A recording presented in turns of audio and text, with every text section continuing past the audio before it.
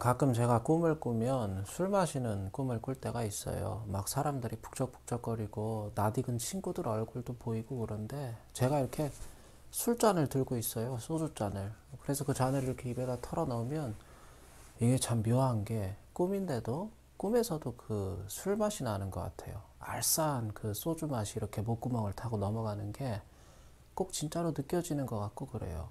전 처음에 제 아내가 제가 자는 동안에 제 입을 열고 막 소주를 거기다 들이붓고 있나? 남편이 중독자였던 걸 뻔히 알면서 아무리 내가 뭘 잘못을 했어도 설마 그런 짓은 안 할 텐데.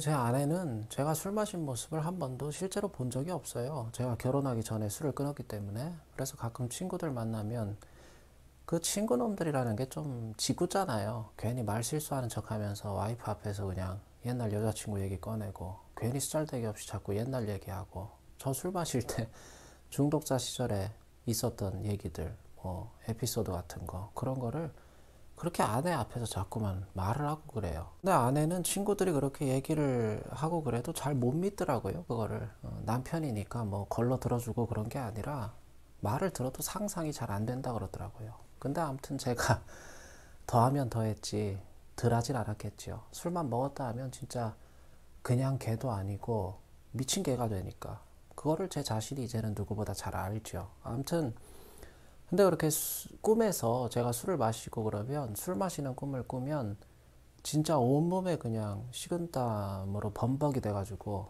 전기장판 때문인지 모르겠는데 아무튼 그렇게 땀에 젖어서 깨요. 이불 빨아야 될 정도로 땀이 그냥 막.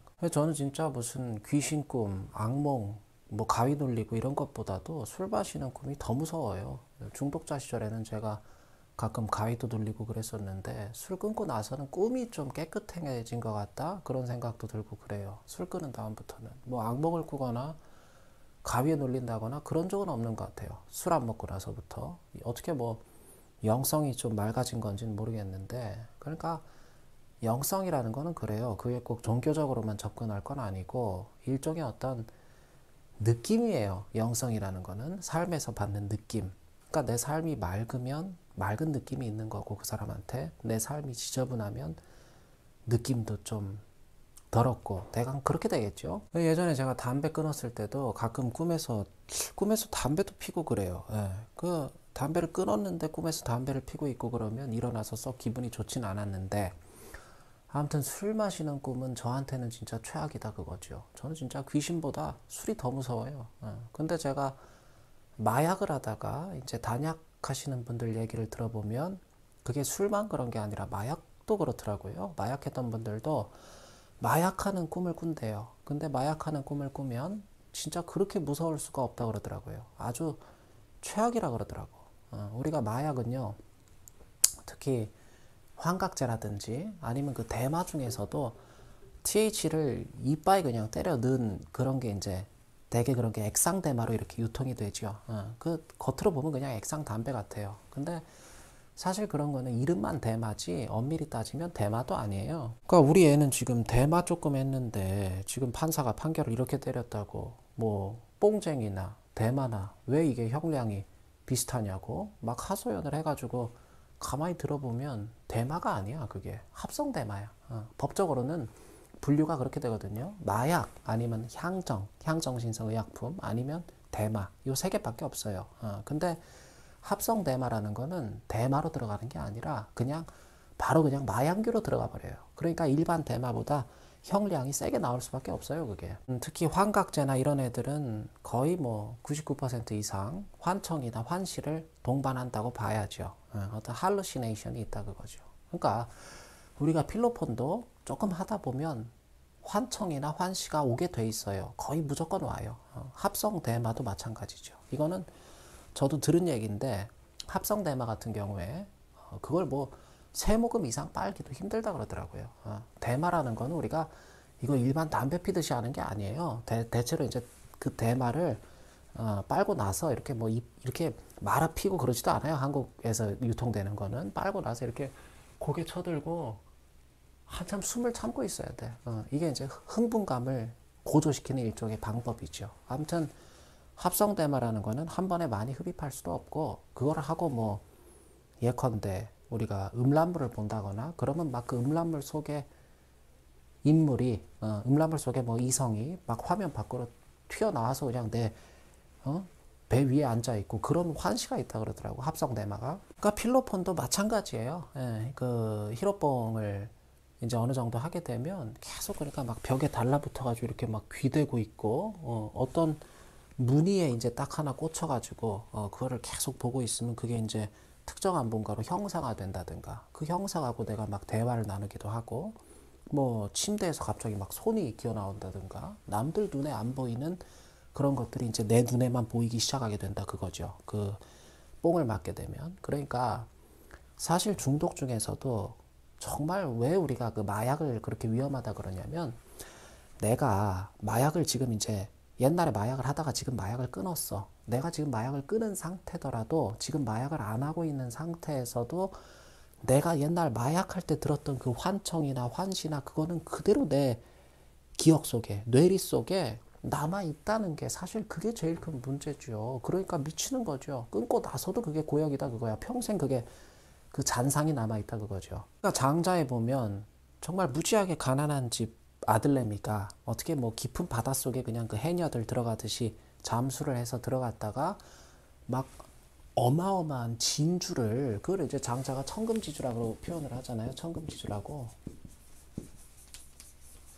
천금지주 어마어마한 진짜 천금 값어치가 나가는 그런 진주를 그걸 들고 나오잖아요. 그러니까 이제 막 와 어떻게 내가 이런 걸 얻었나 너무 좋으니까 그냥 막 집으로 달려가서 자기 아버지한테 아버지 이제 우리 고생 끝났어 고생 끝 행복 시작입니다. 그러니까 막 자랑을 하고 그러니까 그 아버지가 그러잖아요. 단지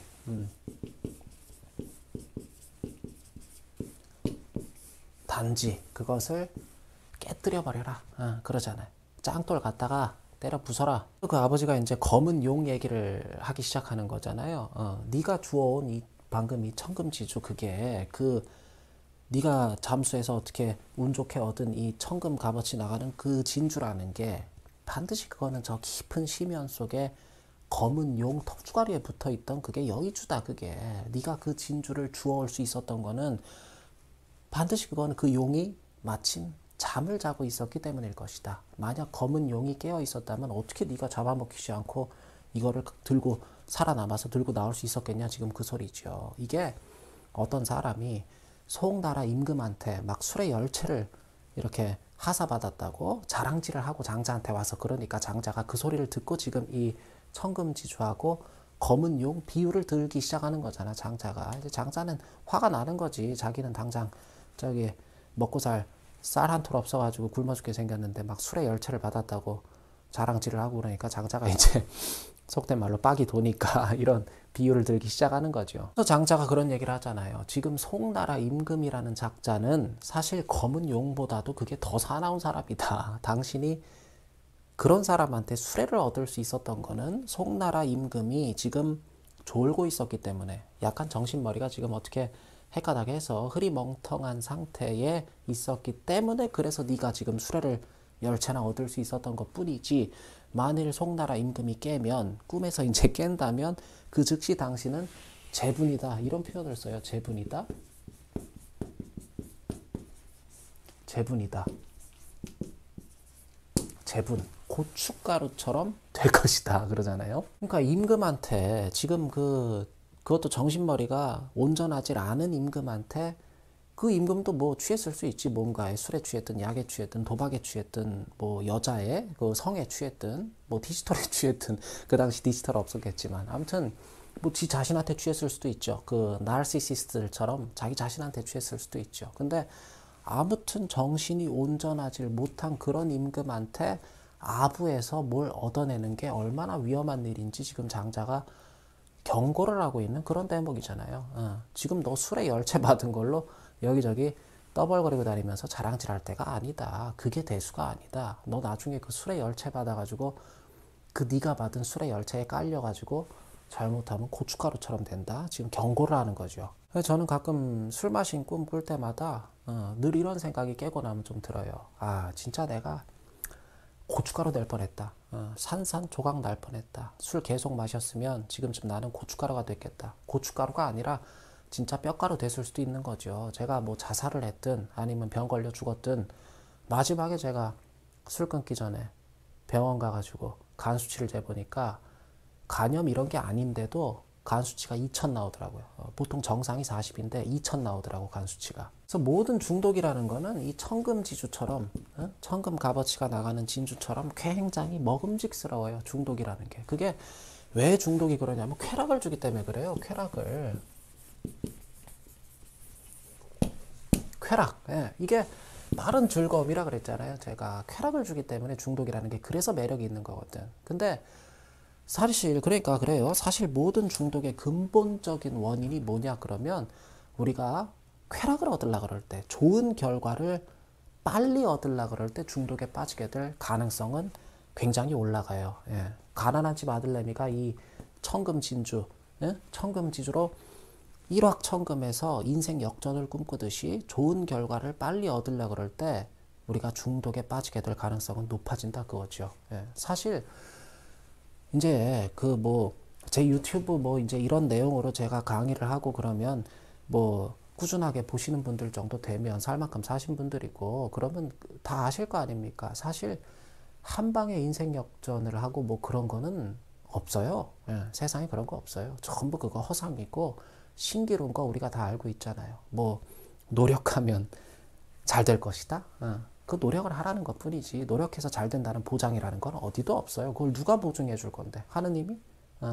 하느님이 어째서 나한테만 그런 특권을 줄 거라고 생각하는 거지? 그러니까 인생 역전을 위한 가장 빠른 길, 또 가장 효율적이고 안전한 길은 뭐냐면 그게 나한테 주어진 하루하루를 정말 최선을 다해서 진심으로 살아가는 거. 사실 그것뿐이잖아요. 우리가 중독이라는 건 어떤 거냐면 사실 중독이라는 거는 빠른 즐거움은 있는 것 같지만 사실은 그게 무지하게 돌아가면서도 위험한 길이기 때문에 비효율적인 길이죠. 중독이라는 거는 굉장히 합리적이지 못한 길이에요. 사실은 술의 힘을 빌려서 내가 뭘 어떻게 해보려고 그러고 마약으로 자신감을 얻어서 막 특별한 뭔가가 된 것 같은 그런 느낌을 받으려고 그러고 도박으로 부자 되려고 그러고 현실에서는 도저히 뭐 어떻게 이게 아무리 재봐도 사이즈가 안 나오니까 디지털로 도피해서 내가 뭐 게임이나 온라인상에서 뭘 어떻게 한번 비벼보려고 그러고 이게 다 환상이고 말 그대로 환상은 환상일 뿐이에요. 그게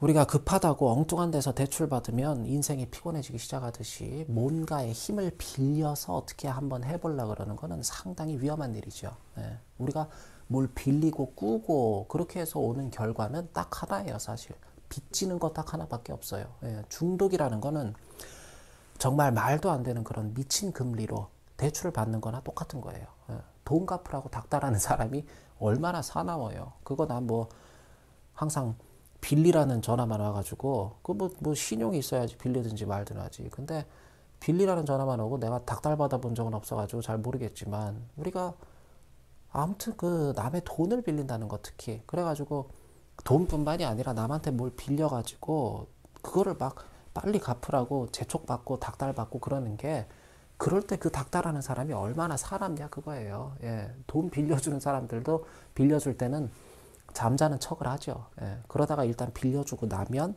마치 잠에서 깬 검은 용처럼 정신이 바짝 차린 정신 바짝 든 그 송나라 임금처럼 그렇게 사납다 그런 얘기잖아요. 예, 중독의 사나움이라는 거는 게임이 안 되죠. 이거랑은 얼마나 사나운데 중독이라는 건 뭐 중독의 사나움은 더 말할 것도 없죠.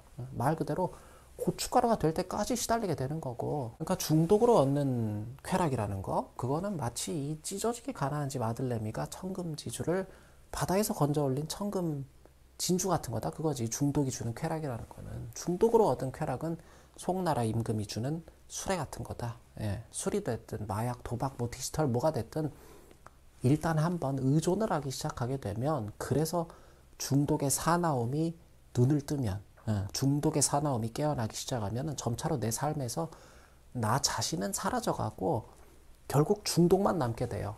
빚만 남는다 그 소리예요. 서서히 내 삶을 뺏기는 거예요. 중독한테.